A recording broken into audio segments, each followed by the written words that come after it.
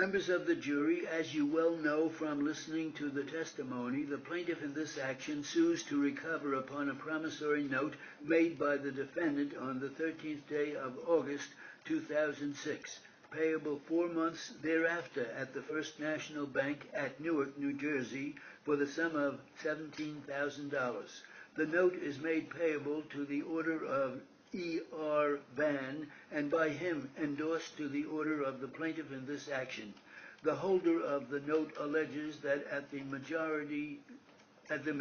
thereof, the note was duly presented for payment at the place named. Payment was demanded, and that the same was refused. The notice of protest was duly given to the market of the note, and at the present time the note still remains due and unpaid. Members of the jury, the making of the note and the presentation of it at its due date, the refusal to pay, and the fact that the note is still unpaid makes out a prima facie case as against the defendant in this action. But the defendant in this action, by way of defense, sets up that at the time the note was given there was a conflict attached to the note, and that therefore the plaintiff in this action is not a holder in due course of that note, because the condition was known to it, in that Van, who was the payee of the note, is likewise an officer of the plaintiff corporation, and that the condition that was attached to the note had to do with the exercise of a certain option that was prepared and entered into at or about the time the note was given. The option was a 60-day one, and the defendant contends that the note was not to be paid if the option was exercised, and that it was only to be paid if the option was not exercised, and that under those circumstances only he signed the note, and therefore that he ought not to be liable upon the note. Now, because the condition that he claims was attracted to the note has taken place, and therefore there is no liability upon the note whatsoever. That affirmative defense upon his part, gentlemen of the jury, is part of his case.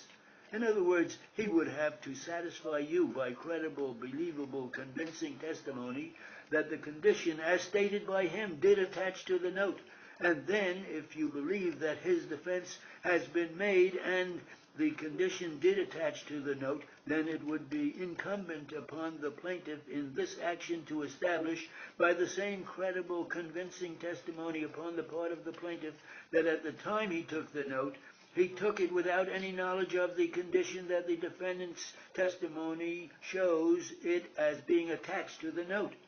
Of course, the definitions that I give you, members of the jury, have been handed down in the course from time immemorial. At the present time, we have in this state, as well as in all the states of the Union, a negotiable instrument law which defines the duties and obligations of one who makes a negotiable promissory note, and likewise one who is a holder in due course, as well as the essentials necessary to establish what is known as a good promissory note. And the negotiable instrument law of all the states of the Union is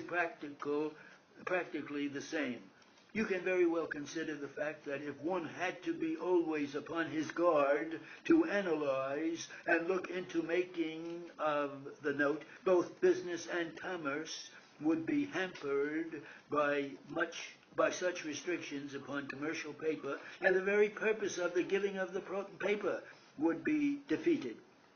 So, in the interest of expediting business, one would sign his name to a paper if it was not apparent upon its face that it was surrounded with any conditions, and which was not void in its inception, and it could be transferred from one person to another. But it is necessary for me, members of the jury, in view of the defense that has been set up in this action, to give you the definitions of the negotiable instrument law. Section 98 says that every holder is deemed prima facie to be a holder in due course, but when it is shown that the title of any person who has negotiated the instrument was defective, then the burden is on the holder to prove that he or some person under whom he claimed acquired the title as holder in due course. Now, gentlemen of the jury, are you satisfied from the testimony as given?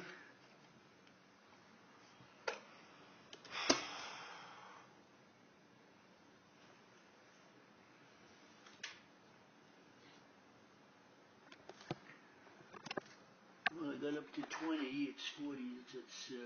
5 minutes, it's 4 per minute, 160.